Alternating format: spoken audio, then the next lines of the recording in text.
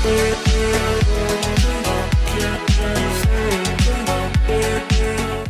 Students, welcome to फ्यूक्यू education.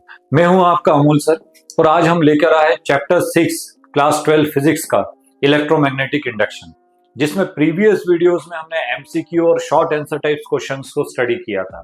आज हम पढ़ने वाले हैं लॉन्ग आंसर टाइप्स क्वेश्चंस को। तो जल्दी से स्टार्ट करते हैं हमारा आज का सेशन, जिसमें हम स्टडी करेंगे लॉन्ग आंसर टाइप्स क्वेश्चंस को। तो हमारा क्वेश्चन नंबर 1 जो है, derive an expression for self inductance of a long solenoid and on what factor does it depend. ठीक है, लॉन्ग सोलोनाइड में जो मैग्नेटिक फ्लक्स चेंज हो रहा है उसके कारण जो सेल्फ इंडक्टेंस है उसकी वैल्यू को, उसके फॉर्मूले को हमको यहाँ पे क्या करना है, कैलकुलेट करना है। ठीक है, तो स्टूडेंट सपोज करिए कि ये सोलोनाइड है। आप देखेंगे कि ये इस तरीके से ये एक सोलोनाइड ले लिया हमने, ठीक है, जिसकी लेंथ ऑफ द सोलोनाइड जो है इज इक्वल्स टू एल है और जो करंट पास हो रहा है इज इक्वल्स टू आई के। ठीक है, करंट जो पास होगा इज इक्वल्स टू आई के। ठीक है, तो जो प्रीवियस चैप्टर था उसमें अकॉर्डिंग टू बायो-सावर्ट लॉ, आपको याद होगा, उसमें हमने मैग्नेटिक फील्ड को कैलकुलेट किया था। तो बायो-सावर्ट लॉ मैग्नेटिक फील्ड वो हमने कैलकुलेट किया था, B is equals to mu not N I upon L के। ठीक है, तो जो मैग्नेटिक फील्ड का फॉर्मूला होता है B is equals to mu not N I upon L solenoid के लिए बायो-सावर्ट लॉ में। ठीक है, L means length and I means current. ठीक है, अब हमें मैग्नेटिक फ्लक्स को कैलकुलेट करना है। ठीक है, तो magnetic flux link with the solenoid phi is equals to, और फाई का फॉर्मूला क्या होता है, B into A for area. Area की बात हो रही है बट यहाँ कॉइल है, कॉइल में नंबर ऑफ टर्न्स भी होते हैं। नंबर ऑफ टर्न्स कितना एन है तो उसको भी हमें काउंट करना पड़ेगा। इस कॉल्ड इफेक्टिव एरिया, इसको क्या बोलेंगे, इफेक्टिव एरिया। ठीक है, तो बी इंटू इफेक्टिव एरिया। ठीक है, तो ये हो जाएगा phi is equals to B. Effective area का मतलब होगा कि उसमें नंबर ऑफ टर्न्स को हम क्या करेंगे, मल्टीप्लाई करेंगे। ठीक है, तो phi is equals to B into N A के। ठीक है, बी की वैल्यू हमने बायो-सावर्ट लॉ से कैलकुलेट की हुई है, तो ये वैल्यू हम यहाँ से पुट करेंगे। बी का वैल्यू कितना हो जाएगा, mu not N I upon L into N A के। ठीक है, ये एन और ये एन मिलके एन स्क्वायर हो जाएगा। तो magnetic flux link with the solenoid mu naught N square A I upon L के। ठीक है, तो ये मैग्नेटिक फ्लक्स का फॉर्मूला है। हमें क्या कैलकुलेट करना है, सेल्फ इंडक्टेंस की वैल्यू फाइंड करनी है। तो student self inductance L is equals to होता है फाई अपॉन आई के। ठीक है, प्रीवियस जो हमारा वीडियो था शॉर्ट आंसर टाइप्स क्वेश्चन, उसमें हमने इस फॉर्मूले को देखा था। तो एल इज इक्वल्स टू किसके इक्वल है, फाई अपॉन आई के। यहाँ पे ये फाई की वैल्यू जब हम यहाँ से पुट करेंगे तो स्टूडेंट्स आप देख रहे हैं डिनोमिनेटर में यहाँ पे आई है, तो ये आई से ये आई जो है वो क्या होगा, कैंसिल आउट हो जाएगा। तो हमारे पास जो फाइनल रिजल्ट आएगा एल इज इक्वल्स टू कितना रहेगा, mu not N square A upon L के। तो self inductance link with the solenoid L is equals to mu naught n square A upon L K, where n means what, number of turns, A area of coil solenoid and L means what, length। ठीक है, इसमें एक question ये भी है, आप देखेंगे on what factor does it depend. तो अगर हमारे पास फॉर्मूला है तो हम इजीली इस क्वेश्चन का आंसर दे सकते हैं। कौन कौन से फैक्टर्स है जिसके ऊपर सेल्फ इंडक्टेंस डिपेंड करेगा। तो स्टूडेंट सबसे पहले आप देख रहे हो एन स्क्वायर लिखा हुआ है, नंबर ऑफ टर्न्स है, और नंबर ऑफ टर्न्स आप देख रहे हो डायरेक्टली प्रोपोर्शनल है, that is L is proportional to N के। नंबर ऑफ टर्न जितना इंक्रीज करेंगे सेल्फ इंडक्टेंस भी क्या होगा, इंक्रीज होगा। सेकंड नंबर आप देख रहे हैं, सेकंड फैक्टर जो है इसमें एरिया के ऊपर डिपेंड करेगा, एल इज प्रोपोर्शनल टू ए के। एरिया ऑफ सोलोनाइड जितना ज्यादा होगा सेल्फ इंडक्टेंस की वैल्यू भी उतनी ज्यादा होगी। और इसमें थर्ड फैक्टर आप देख रहे हैं, L is proportional to 1 upon L के। Small L means length of the solenoid, ये इनवर्सली प्रोपोर्शनल है। तो लेंथ ऑफ द सोलेनोइड जितना छोटा होगा सेल्फ इंडक्टेंस का वैल्यू उतना इंक्रीज होता जाएगा। ठीक है, तो ये था हमारा self inductance mu not N square A upon L के। ठीक है, चलते हैं हमारे नेक्स्ट क्वेश्चन की ओर। Question number 2, what is mutual inductance? Obtain the expression for mutual inductance by two long solenoid and what factor does it depend? ठीक है, तो हमें म्यूचुअल इंडक्टेंस को डिफाइन करना है। तो स्टूडेंट्स ऑलरेडी आपको मालूम है कि when a current flow in a one coil magnetic flux link with the secondary coil, जो दूसरी कॉइल होता है उससे रिलेटेड मैग्नेटिक फ्लक्स क्या होगा, चेंज होगा, EMF induce in the other coil, this phenomena is called mutual inductance. ठीक है, तो म्यूचुअल इंडक्शन जो रहता है, आपको कंसेप्ट समझ में आ गया होगा, एक कॉइल में करंट की वैल्यू चेंज होती है और दूसरी जो कॉइल उसके पास में रखी हुई है उसमें ईएमएफ इंड्यूस हो रहा है, सेकेंडरी कॉइल में ईएमएफ इंड्यूस हो रहा है। ठीक है, जिसमें करंट की वैल्यू चेंज होती है उसको हम प्राइमरी कॉइल बोलते हैं, जिसमें ईएमएफ इंड्यूस होता है उसको हम सेकेंडरी कॉइल बोलते हैं। ठीक है, तो फर्स्ट कॉइल में करंट की वैल्यू चेंज हो रही है, सेकेंडरी कॉइल में क्या हो रहा है, फ्लक्स चेंज हो रहा है और ईएमएफ इंड्यूस हो रहा है, इस phenomena is called mutual induction. ठीक है, अब इसके लिए हमें फॉर्मूला कैलकुलेट करना है। तो स्टूडेंट्स आपको भी मालूम है सोलोनाइड के लिए फॉर्मूला है, तो सपोज करिए हम एक पहले डायग्राम ड्रॉ कर लेते हैं, ये एक सोलोनाइड है, ये फर्स्ट सोलोनाइड है, कंसेप्ट समझ में आ गया होगा, जिसमें करंट पास हो रहा है। तो करंट पास हो रहा है तो करंट किस में पास होता है, प्राइमरी कॉइल में, it is denoted by IP, P से रिप्रेजेंट करेंगे। ठीक है, एक और कॉइल ले लेते हैं हम यहाँ पे इस तरीके से,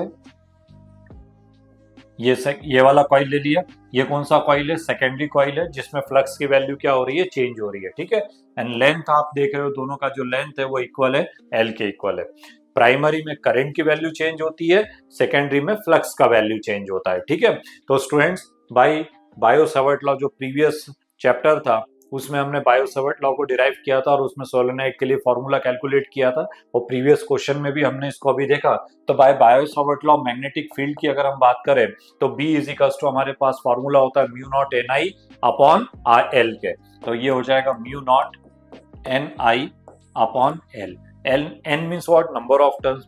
अभी हम बात कर रहे हैं फील्ड की, फील्ड क्यों चेंज हो रही है, बिकॉज करंट चेंज हो रहा है। करंट किस कॉइल में चेंज हो रहा है, प्राइमरी में, तो प्राइमरी में जब करंट की वैल्यू चेंज हो रही है तो इसको करंट को हम आईपी से रिप्रेजेंट करेंगे। ठीक है, और जो प्राइमरी मींस फर्स्ट कॉइल है तो यहाँ नंबर ऑफ टर्न्स भी जो हम लेंगे वो किसके लेंगे, प्राइमरी कॉइल के। तो सपोज करिए प्राइमरी कॉइल में number of turns is equals to n1, तो magnetic field B is equals to mu not n1 IP upon L। ठीक है, ये मैग्नेटिक फील्ड आ गया इक्वेशन नंबर फर्स्ट के। ठीक है, अब मैग्नेटिक फ्लक्स निकालना, magnetic flux link with the secondary coil, flux किस में चेंज होता है, दूसरी कॉइल में, म्यूचुअल इंडक्टेंस की बात हो रही है, तो फ्लक्स की बात कर रहे हैं तो सेकेंडरी कॉइल में फ्लक्स चेंज हो रहा है, तो इसको हम रिप्रेजेंट करेंगे किससे, फाइएस से। ठीक है, फाइएस इज इक्वल्स टू स्टूडेंट्स हमारे पास फॉर्मूला है magnetic field B into A के एरिया, इफेक्टिव एरिया, अभी प्रीवियस क्वेश्चन में हमने डिस्कस किया है, इफेक्टिव एरिया में नंबर ऑफ टर्न्स का भी मल्टीप्लाई करते हैं, तो यहाँ पे हो जाएगा B इंटू NA।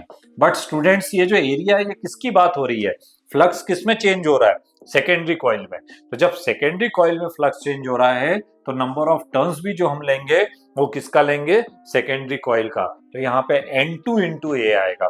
ये बहुत ध्यान देने वाली बात है, इसको याद रखिएगा, नंबर ऑफ टर्न्स किसका लेंगे, सेकेंडरी कॉइल के लिए। B का वैल्यू यहाँ से यहाँ पुट करेंगे तो फाइएस इज इक्वल्स टू हो जाएगा mu not N1 IP upon L into N2 into A के।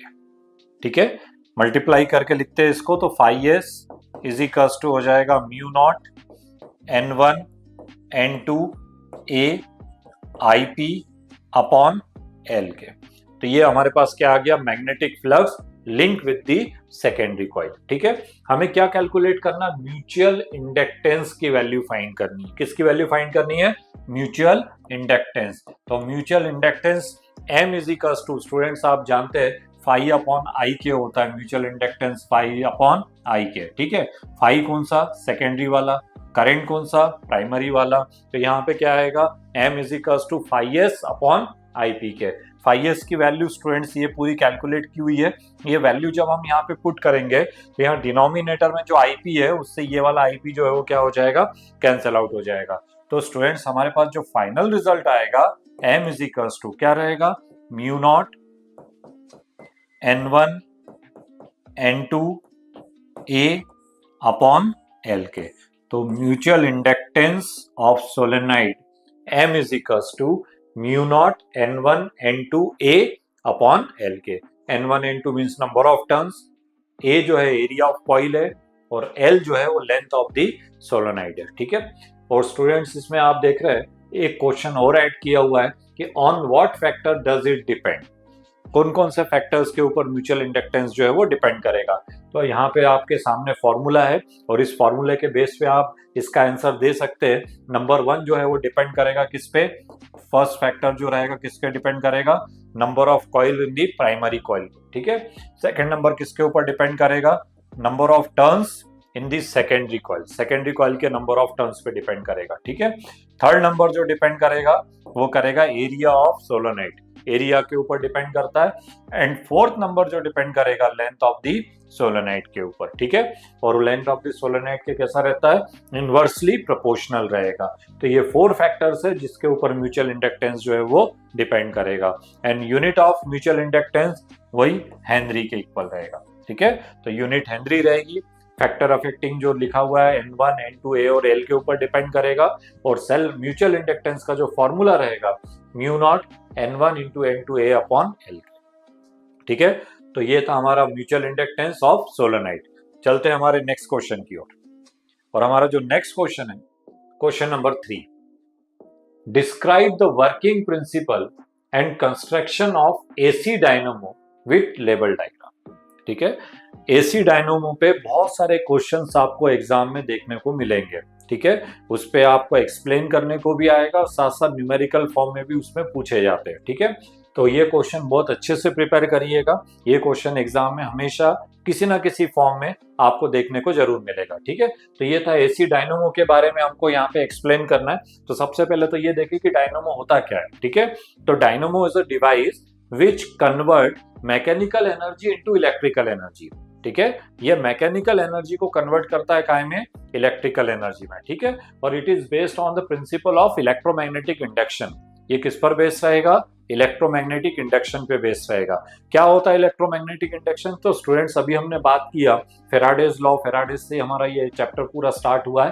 तो फेराडे लॉ क्या कहता है कि सबसे पहले नंबर 1 क्या चेंज होना चाहिए, फील्ड चेंज होता है। फील्ड चेंज होने से क्या होगा, फ्लक्स चेंज होगा। फ्लक्स चेंज होने से ईएमएफ इंड्यूस होगा and due to this induce EMF induce current flow in the coil. और इसी कॉइल को हम यहाँ पे कन्वर्ट करके यहाँ पे एक्सटर्नल सर्किट में यूज करेंगे, ठीक है। तो स्टूडेंट्स ये डायनामो के डायग्राम आपके सामने दिया हुआ है यहाँ पे। इसमें आप देखेंगे इसका जो प्रिंसिपल है वो किस पर बेस्ड है, इलेक्ट्रोमैग्नेटिक इंडक्शन पे। और इलेक्ट्रोमैग्नेटिक इंडक्शन जो कहता है वो ये कहता है कि जो मैग्नेटिक फ्लक्स होता है फाई, ठीक है। फाई का फॉर्मूला हमने प्रीवियस क्वेश्चंस में हमने कैलकुलेट किया था। फाई इज इक्वल्स टू क्या होता है, B A N cos theta, B A N cos theta, B A N cos theta, where B means what, magnetic field, A क्या है, area of coil, N number of turns and theta जो कॉइल रोटेट करेगा उसका angle है theta, ठीक है। B A N cos theta. Angular momentum की बात हो रही है, एंगुलर मोशन, तो एंगुलर मोशन की बात हो रही है यहाँ पे। तो omega, angular velocity omega is equals to होता है एंगुलर डिस्प्लेसमेंट अपॉन टाइम। तो थीटा इज इक्वल्स टू किसके इक्वल होगा, ओमेगा टी के, ठीक है। तो थीटा की वैल्यू जब हम यहाँ पे पुट करेंगे तो phi is equals to B A N cos omega T, ठीक है स्टूडेंट्स, ठीक है। फ्लक्स चेंज होने से क्या होता है, ईएमएफ इंड्यूस होता है, ठीक है। तो ईएमएफ इंड्यूस होगा तो कैसे होगा, तो भाई फेराडे सेकंड लॉ कहता है E is equals to minus D phi upon D T के। Faraday second law, the rate of change of magnetic flux is directly proportional to induce EMF, ठीक है। तो E is equals to minus D phi by D T. Phi की value हम यहाँ से यहाँ put करते हैं तो E is equals to minus D by D T. Phi की वैल्यू पुट करेंगे तो ये हो जाएगा बी-ए-एन कॉस ओमेगा टी, ठीक है, बी-ए-एन कॉस ओमेगा टी, ठीक है। अभी हम इसको डिफरेंशिएट करेंगे, डी बाई डी टी का मतलब differentiation with respect to T. तो E is equals to minus B A N, ठीक है, और D by D T differentiation जो होगा टी के रिस्पेक्ट में कर रहे हैं तो ओनली किसका डिफरेंशिएशन होना चाहिए, कॉस ओमेगा टी का, ठीक है। स्टूडेंट्स कॉस ओमेगा टी का डिफरेंशिएशन कितना होगा, कॉस ओमेगा टी का डिफरेंशिएशन होता है माइनस साइन ओमेगा टी, और ओमेगा टी को डिफरेंशिएट करेंगे तो फिर क्या आएगा, ओमेगा, ठीक है। तो minus sign omega T into omega T, minus omega sine omega T. और ये माइनस से ये जो माइनस है वो क्या होगा, कैंसिल आउट हो जाएगा। तो हमारे पास जो वैल्यू रहेगी वो रहेगी E इज इक्वल्स टू, ठीक है, माइनस माइनस कैंसिल आउट हो गया तो क्या बचेगा, बी-ए-एन ओमेगा, बी-ए-एन ओमेगा, और ये हो जाएगा साइन ओमेगा टी का, ठीक है। और ये जो पूरी वैल्यू है बी-ए-एन ओमेगा, इसको हम सपोज करेंगे is equal to E naught के, ठीक है। E naught means what, peak value of alternating EMF, तो E is equal to E not sine omega T है, ठीक है। तो इस तरीके से जब भी किसी भी कॉइल में फ्लक्स चेंज होता है तो उसके कारण वहां पे क्या आएगा, ईएमएफ इंड्यूस होगा, किसके इक्वल रहेगा, E is equal to E not sine omega T के, ठीक है। तो अगर एग्जाम में एसी डायनामो का प्रिंसिपल अगर आपसे पूछा है तो इस तरीके से आपको उसको एक्सप्लेन करना है, ठीक है।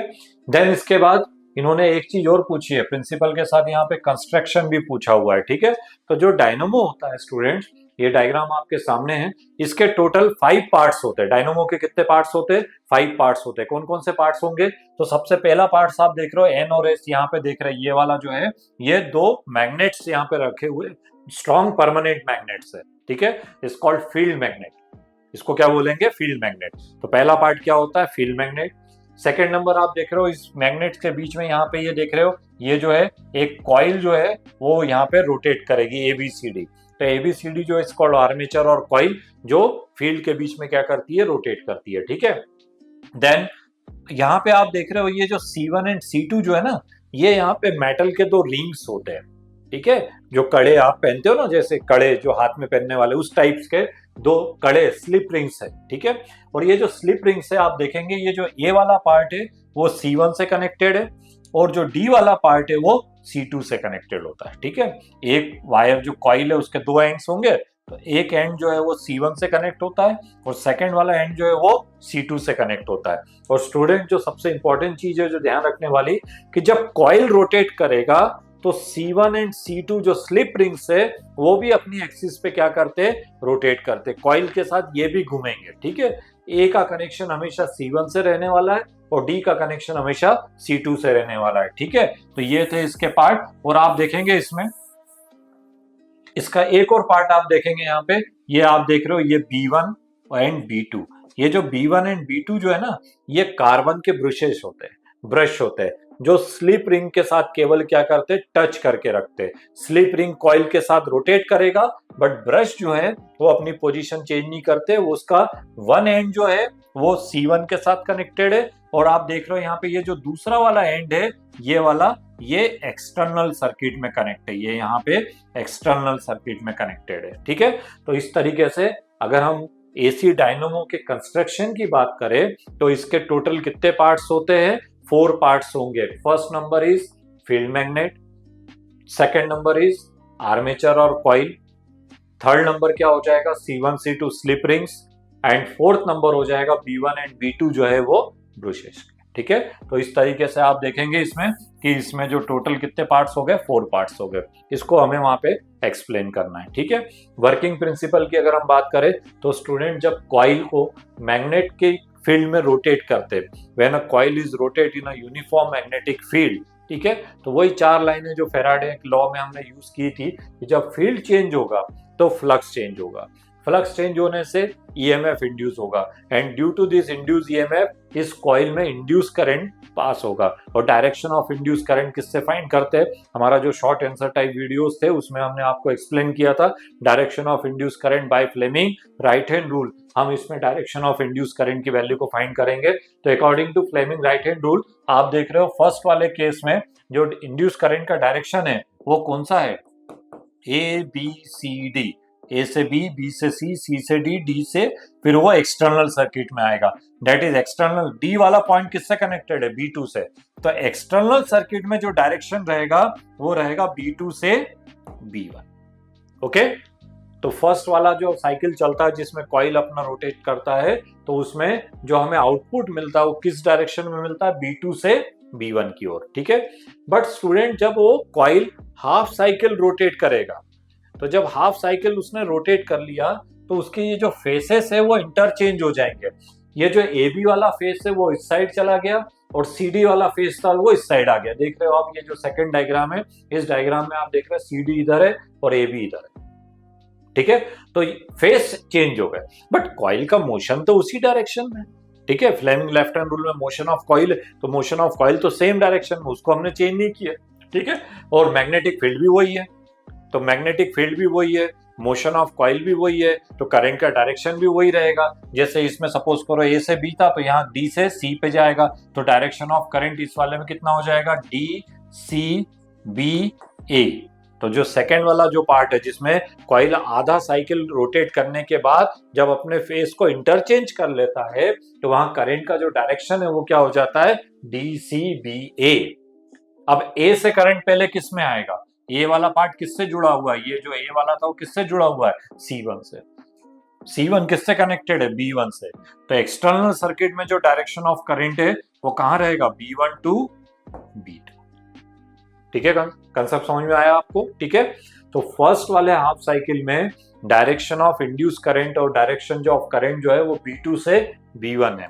सेकेंड हाफ साइकिल में डायरेक्शन कैसा है, B1 से B2 है, ठीक है, B2 से B1, B1 से B2, ठीक है। तो डायरेक्शन क्या हो रहा है, चेंज हो रहा है। फर्स्ट हाफ साइकिल में ऐसा है, सेकेंड हाफ साइकिल में ऐसा है। तो ये जो करंट हमें यहाँ पे मिल रहा है, जो आउटपुट करंट है, वो किसके जैसा है, डायग्राम से समझ में आ गया होगा कि हमें कौन सा करंट मिल रहा है, यहाँ पे AC करंट मिल रहा है, ठीक है। और मैकेनिकल एनर्जी की बात हुई है, तो कॉइल को रोटेट करना पड़ेगा, तो कॉइल रोटेट कर रहे हैं मींस मैकेनिकल वर्क हो रहा है वहां पे। तो जो मैकेनिकल एनर्जी है वो कन्वर्ट हो रही है काय में, इलेक्ट्रिकल एनर्जी में, ठीक है। तो dynamo is a device which convert mechanical energy into electrical energy, ठीक है। और इस तरीके से आपको इस क्वेश्चन को एक्सप्लेन करना है, ठीक है। बहुत अच्छे से स्टडी करिएगा। चलते हैं हमारे नेक्स्ट क्वेश्चन की ओर। Question number 4, the current flowing in the two coil of self inductance L1 is equals to 16 millihenry and L2 is equals to 12 millihenry। दो कॉइल्स हमारे पास गिवन है और उसके सेल्फ इंडक्टेंस हमारे पास दिए हुए। फर्स्ट नंबर हमें L1 is equals to दिया है 16 मिली हेनरी, ठीक है, और L2 की वैल्यू हमारे पास गिवन है 12 milli henry, okay. Are increasing at the same rate if the power supply to the two coils are equal। ये बहुत इंपॉर्टेंट पार्ट है, इसमें आगे इसका यूज करना पड़ेगा। पावर जो है दोनों कॉइल्स का कैसा है, इक्वल है। दोनों पावर जो है, दोनों कॉइल्स की जो पावर है वो कैसी है, सेम है, ठीक है। Then find the ratio of, और हमें 3 क्वेश्चन सब क्वेश्चन इसमें दिए हुए हैं।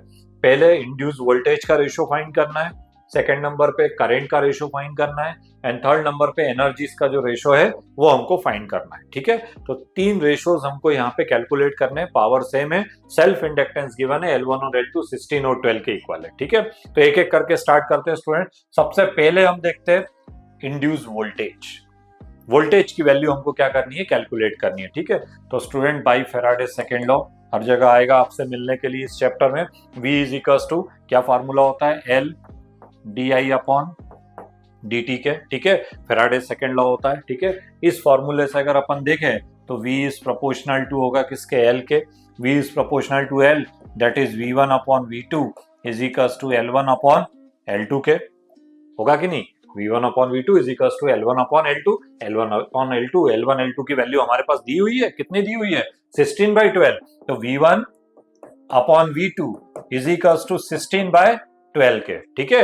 कैंसल आउट करिए इसको, किसमें से जाएगा, 4 से जाएगा, 4 4 जा 16, 4 3 जा 12। तो V1 upon V2 is equals to 4 upon 3 के।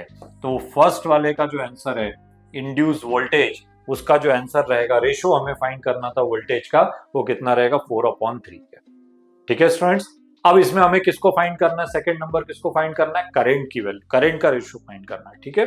तो स्टूडेंट्स करंट का रेशियो फाइंड करने के लिए आपको मालूम है कि पावर P जो होता है इज इक्वल्स टू होता है V इंटू आई के। Power P is equals to V into I के, ठीक है। अब power P is equals to V into I, power कैसा है, सेम है, ऑलरेडी हमारे पास गिवन है कि पावर की वैल्यू कैसी है, दोनों की सेम है।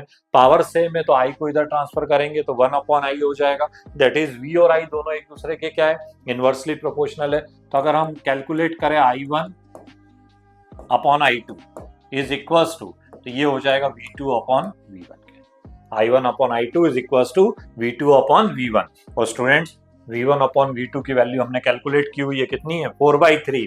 तो ये वैल्यू जब हम यहाँ पे पुट करेंगे 4/3 V1/V2 है और V2/V1 चाहिए, तो ये कितना होगा 3/4 के। तो करंट की वैल्यू हमारे पास आएगी I1 upon I2 is equal to 3/4 के। ठीक है, तो जो हमारा सेकेंड क्वेश्चन था, द करंट का जो रेशो हमको फाइंड करना था, तो करंट का रेशो जो रहेगा वो किसके इक्वल रहेगा 3/4 के। ठीक है, इसकी का थर्ड नंबर जो है, थर्ड क्वेश्चन जो है, उसमें हमें एनर्जीज का रेशो फाइंड करना है। किसका रेशो फाइंड करना है? एनर्जी का। और स्टूडेंट एनर्जी का फॉर्मूला आपको मालूम है, U is equal to 1/2 LI square. Energy का फॉर्मूला क्या होता है? U is equal to 1/2 LI square के। ठीक है, तो दो एनर्जीज का रेशो निकालना है, तो U1 is equal to L1 I1।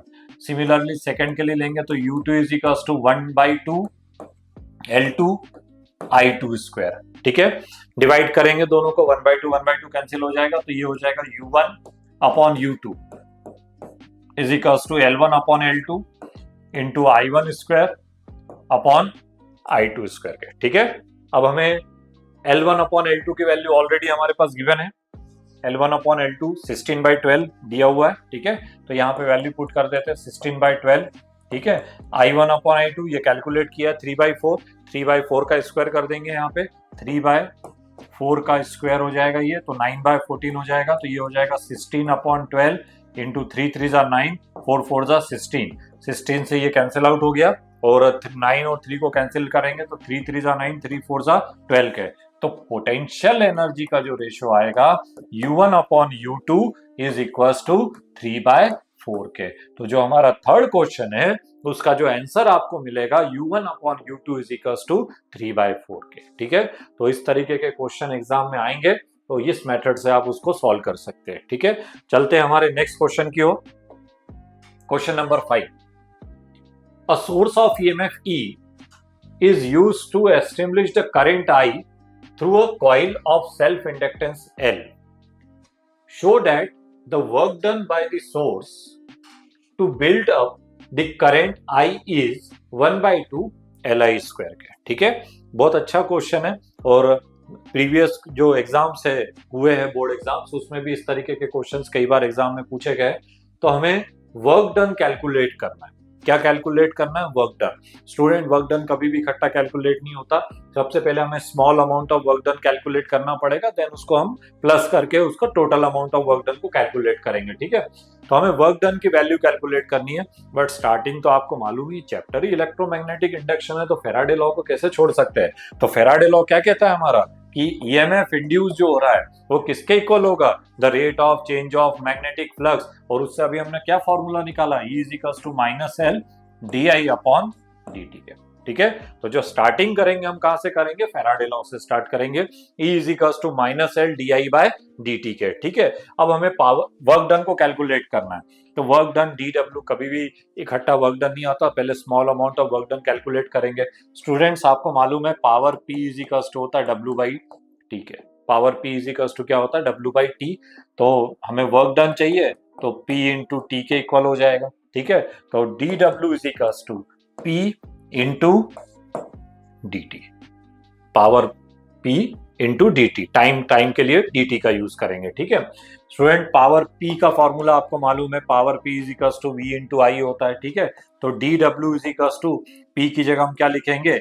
E into I into dt के। ठीक है, E का वैल्यू हमारे पास गिवन है, E की वैल्यू हम यहाँ से यहाँ पुट कर देते हैं, ये जो नेगेटिव साइन है ये डायरेक्शन के लिए यूज हो रहा है, E की वैल्यू हम यहाँ से यहाँ पुट कर देते हैं, तो DW इज इक्वल टू हो जाएगा L DI upon DT into I into dt के। ठीक है, ये वर्क डन आया। ये कैसा वर्क डन है? Small amount of work done. हमें तो टोटल वर्क डन कैलकुलेट करना है, तो टोटल वर्क डन कहां से कहां तक कैलकुलेट करना है? जो लिमिट होगी वो होगी 0 to I, total work done. ठीक है, टोटल वर्क डन कहां से कहां तक निकालना है? 0 से I तक। तो total work done W is equal to क्या करेंगे? इंटीग्रेट करेंगे ऐड करने के लिए, कहां से कहां तक? 0 से I इंटू DW। DW का वैल्यू पुट कर दो यहाँ पे, तो W इज इक्वल टू, अच्छा एक चीज आप देखो यहाँ पे थोड़ा सिंप्लीफाई कर देते, ये dt से ये dt क्या हो रहा है? कैंसिल आउट हो रहा है। ठीक है, तो इसको कैंसिल आउट कर दिया, तो इसको यहाँ पे हो जाएगा DW इज इक्वल टू हो जाएगा L I into D I के। तो ये जो वैल्यू आई है डी डब्ल्यू की वो हम यहाँ पे पुट करेंगे, ठीक है। तो work done W is equals to calculate करना है तो इंटीग्रेट करेंगे कहां से कहां तक, 0 से आई तक, और जितने भी डी डब्ल्यू उसको ऐड करेंगे। डी डब्ल्यू का वैल्यू हमें पुट करना है स्टूडेंट्स, तो अभी हमने यहाँ पे कैलकुलेट किया L I into D I, तो ये वैल्यू यहाँ से यहाँ पुट करेंगे तो W is equals to integration 0 to I L I into D I के, ठीक है। अब डी आई का मतलब होता है इंटीग्रेशन विथ रिस्पेक्ट टू आई, तो L कॉमन आ जाएगा तो L हो जाएगा ये इंटीग्रेशन 0 टू आई, ये हो जाएगा I इंटू डी आई के, ठीक है। इंटीग्रेशन का फॉर्मूला तो आपको मालूम ही है, इंटीग्रेशन का फॉर्मूला क्या होता है, इंटीग्रेशन x की power n is equals to होता है x की power n plus 1 upon n plus 1, तो यहाँ I की पावर कितनी है 1 है, तो 1 की पावर 1 प्लस 1 अपॉन 1 प्लस 1 कितना हो जाएगा I स्क्वायर बाई 2। तो जब हम इसको इंटीग्रेट करेंगे तो W is equals to L, और इंटीग्रेट कर दिया तो क्या हो गया I square by 2 and limit हो जाएगा 0 टू आई के, ठीक है। 1/2 कॉमन ले लेते हैं यहाँ पे, तो W इज इक्वल्स टू क्या हो जाएगा 1/2, L एज इट इज रहेगा, और अंदर हमें लिमिट पुट करना, लिमिट पुट करने का मेथड आपको मालूम है, upper limit minus lower limit. तो यहाँ पे लिमिट पुट करेंगे तो आई स्क्वायर, पहले अपर लिमिट पुट की, फिर माइनस लोअर लिमिट के लिए क्या रखेंगे 0, ठीक है। आई स्क्वायर में से 0 माइनस आई स्क्वायर रहेगा, तो work done W is equals to 1/2 L I square के, ठीक है। तो ये हमें फॉर्मूला जो था वो कैलकुलेट करना था, work done W is equals to 1/2 L I square के, ठीक है। तो ये था क्वेश्चन नंबर 10, ठीक है।